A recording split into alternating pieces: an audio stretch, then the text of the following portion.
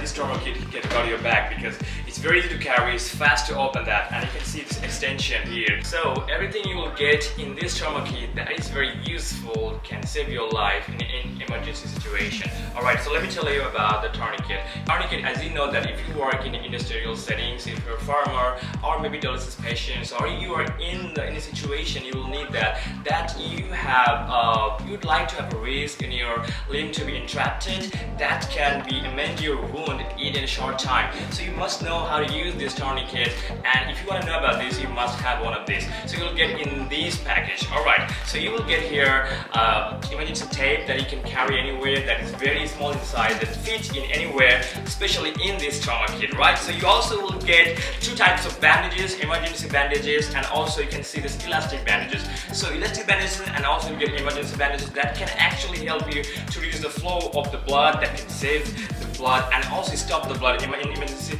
situation, right? You also will get the airway and emergency blanket here that can be used in emergency situation in any weather. So everything you will get in this package that is very necessary and helpful, that can save your life in a quick time.